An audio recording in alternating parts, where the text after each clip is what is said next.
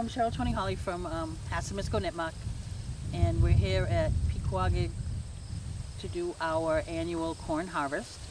This is actually the first one we've had since COVID started, and we have people from our community here harvesting the corn, and pretty soon we are going to husk it and braid them together so they can be dried and later ground into cornmeal and then distributed throughout the community. I think it's been an absolutely wonderful time here, a chance to get together and gather with folks both locally and from afar that have traveled a distance to be here. One of the things that's real important historically, and I think one of the things the community has missed, was the opportunity to do things together as a group on property that is managed and sort of looked after by the group. It's very important to do that. Of course, COVID has slowed that whole process down, but being able to gather here at this particular property where we have definite interest and ownership is very, very important.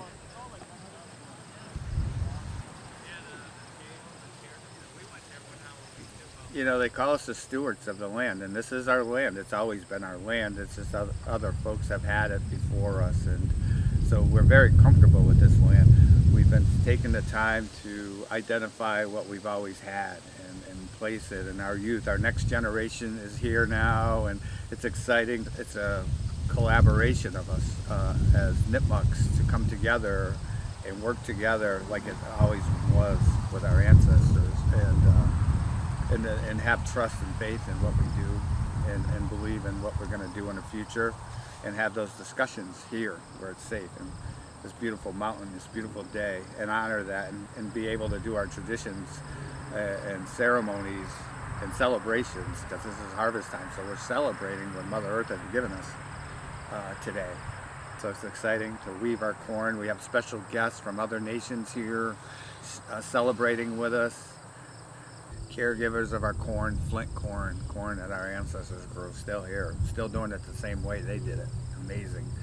And being able to pass that on from our being elders, I think the three of us are elders, and seeing the next generation do it like we did it. And then they'll pass it on, and that's what being native is. That's what being stewards is. It's just not keeping it to yourself. It's not about us, it's about our next generation. We're just preparing. It just feels the best feeling we can ever have. So in our conversations in the past, one of the reasons that we've gotten so involved in food sovereignty and land back is that relationship where when the colonials came in, they considered our land a commodity, something to be bought and used and exploited. And for us, it was a relative. It is a relative, something to nurture as it nurtures us back. We have a reciprocal relationship with that. My name is Millie McCowan, and I'm from the Nipmuc Nation. I grew up on a farm, which is very far away from the tribe of people. I grew up in southeastern Massachusetts, and we had about 17 acres of land, and out of that we had 2 acres of field that we farmed. My grandmother was very involved in making sure we had a garden, and we all participated in growing that garden, and we had corn, potatoes, beans. They got their pumpkins, their squash, their corn. When I think about the land, if we are living off the land, then we're able to survive. It was important to me because I had all this place that I could go and learn from different things, and trees and vegetation and flowers and brooks. Those were my friends, and that's how we lived. And for me, this was a beautiful way of living. And for a long time, we have lost that. Where we lived, there was construction corporations came in. They polluted the water. They polluted the land.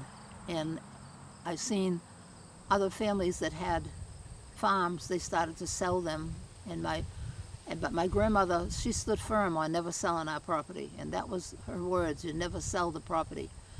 And I understand, it took me many years to understand why it was so important. When I look back now, is that the land is how you survive. Everything that we need comes from the land. If we don't have access to those there, we're not going to survive. We need fresh air. We need the grasses. We need the trees.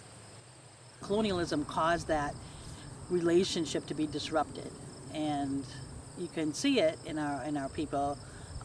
We have a lot of diabetes, a lot of heart disease, a lot of obesity and things like that, all food-related diseases that are killing us.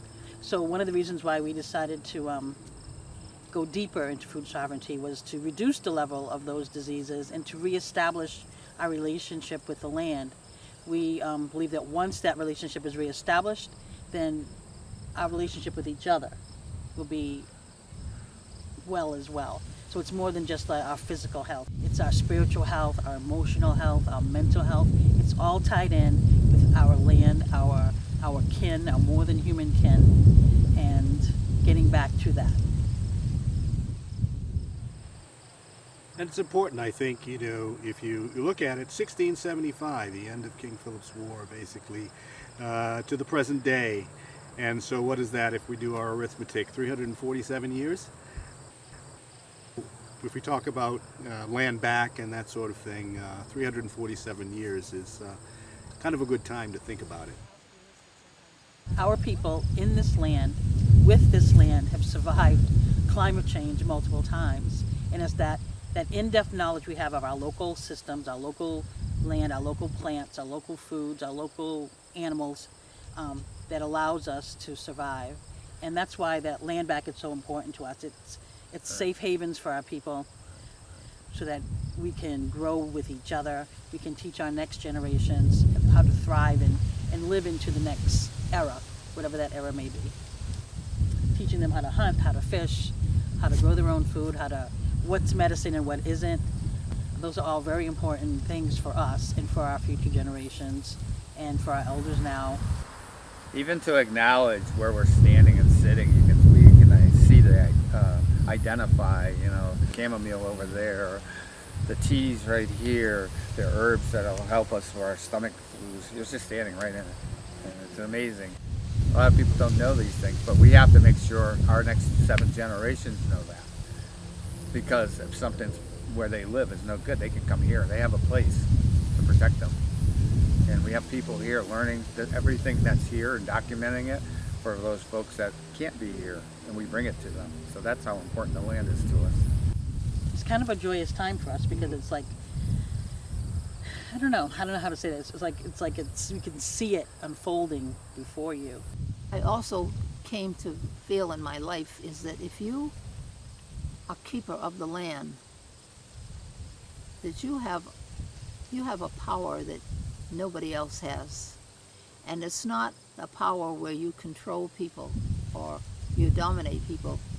It's a power where you're able to bring people together and teach them how to live off it.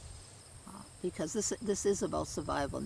It's about surviving and about maintaining and teaching other people how to be the keepers of what Mother Nature has given us. And she has given us so much that we need to go back and learn to respect her.